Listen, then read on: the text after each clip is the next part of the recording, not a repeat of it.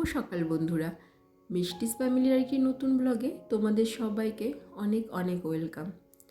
আশা করছি তোমরা সবাই ভালো আছো আর আমরাও বেশ আছি। তো আজ হলো শুক্রবার আর ঘড়িতে এখন সময় হচ্ছে প্রায় 8টা মতো। আর এখন থেকেই আমার সমস্ত বন্ধুদের সাথে নিয়ে আমার ব্লগটি শুরু করলাম।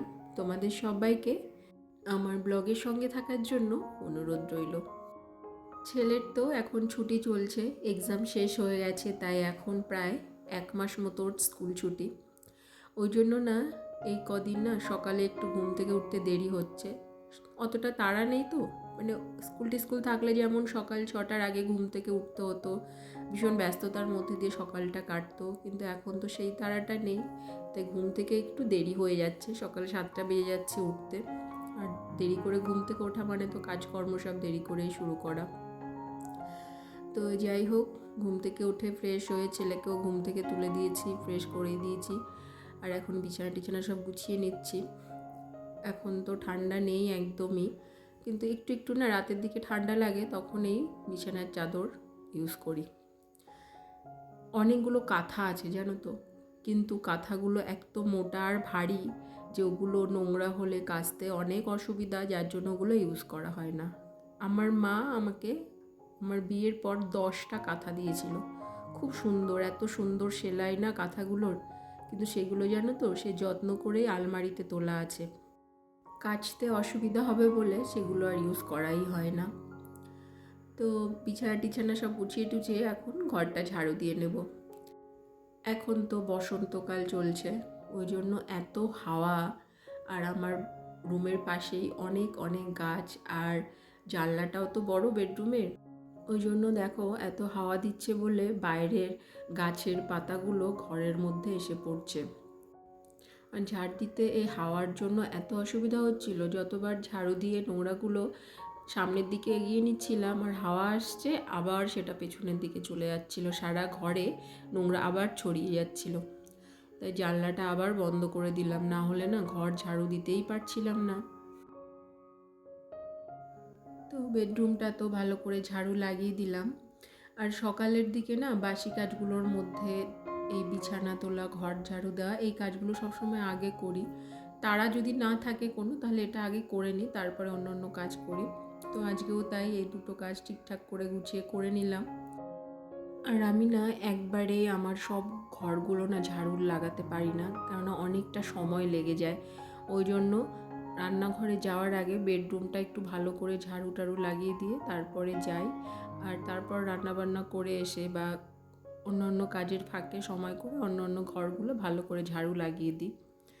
কারণ পুরো বাড়িটা মানে পুরো ঘরগুলো যদি আমি ঝাড়ু লাগাতে যাই না, প্রায় আধা ঘন্টা সময় আমার এদিকে চলে যাবে। আর বেডরুমের এই কাজগুলো করা হয়ে গেল মানে আমার মনে হয় যে আমার অনেকটা বড় কাজ হয়ে গেল। আর দিনের শুরুতে সকাল সকালই আমি এই কাজগুলো সবসময় করে নেওয়ার চেষ্টা করি। তো আজকেও করে নিয়েছি, আর ছেলেকে তো ঘুম থেকে তুলে দিয়েছিলাম, তারপরে ওকে সেরিগ্রো খাওয়ানোর পর বলেছিলাম যে বাবু তুই একটু বসে বসে ড্রয়িং কর, কিন্তু ও করবে না।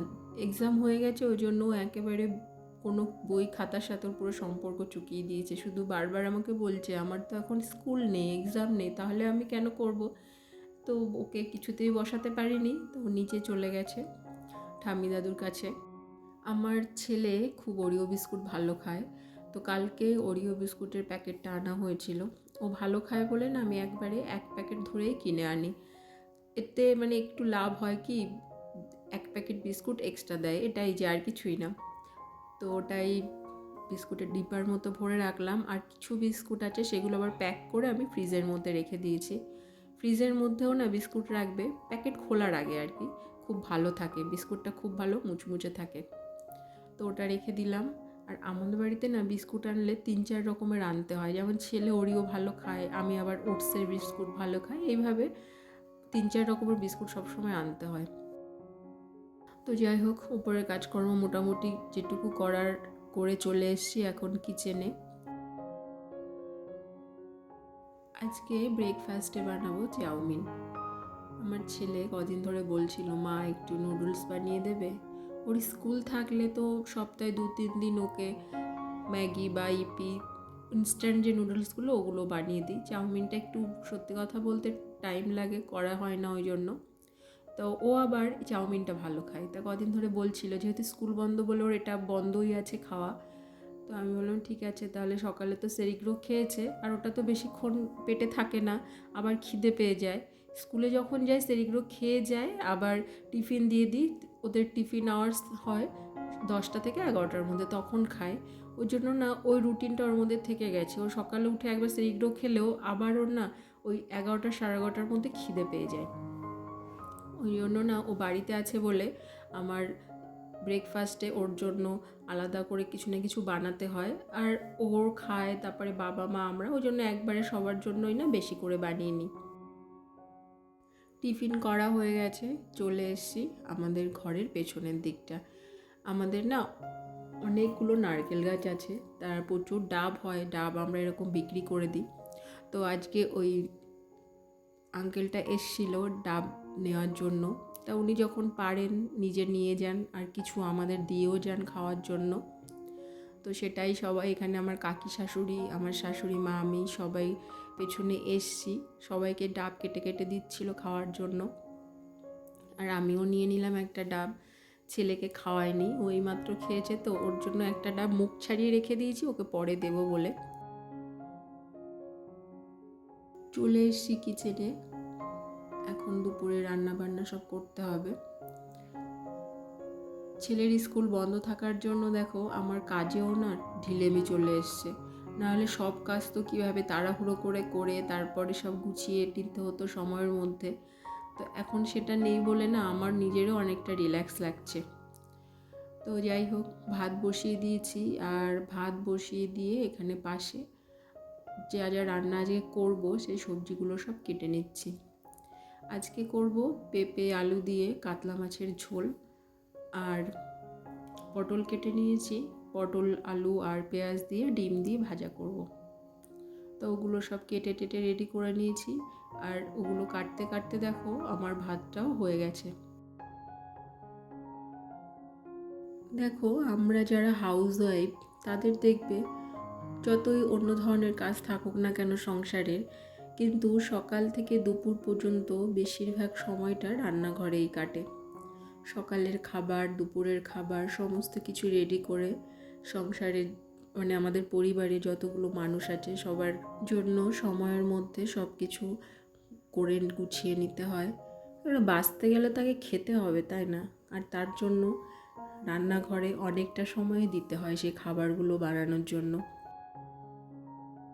তোমাদের সঙ্গে আমার মনের কথাগুলো শেয়ার করতে করতে দেখো ওইদিকে পেঁপে আলু দিয়ে যে কাতলা মাছের ঝোলটা সেটাও রেডি হয়ে গেল।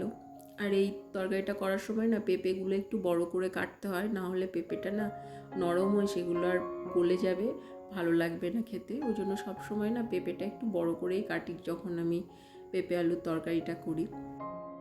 আর এখন করে নিচ্ছি সেই পটল ভাজাটা। তোমাদের আমি দেখালাম একটু আগে যে পটলটা কেটেছিলাম, একটা পটল 5-6 পিস করে পাতলা পাতলা কেটে তার সঙ্গে পেঁয়াজ দিয়ে আর ডিম মিশিয়ে এইভাবে ভাজা করলে খুব ভালো লাগে খেতে।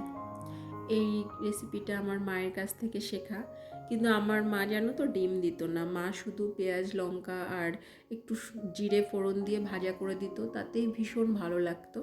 তো আমি আবার এখন যখন নিজের মতো করে করি তখন একটু ডিম মিশিয়ে দিই, সেটাতেও ভালো লাগে খেতে।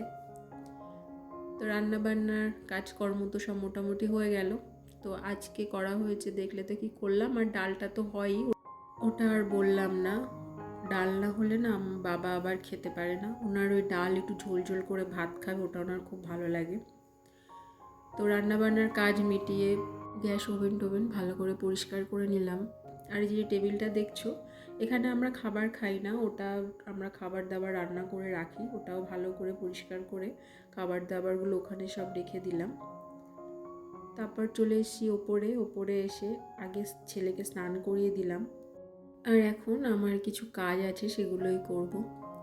আসলে রান্নাবান্না করার পরও দেখলাম যে হাতে কিছুটা সময় আছে, তাই ভাবলাম যে আগে কাজগুলো একটু করে নিই, তারপরে গিয়ে স্নান টান করবো।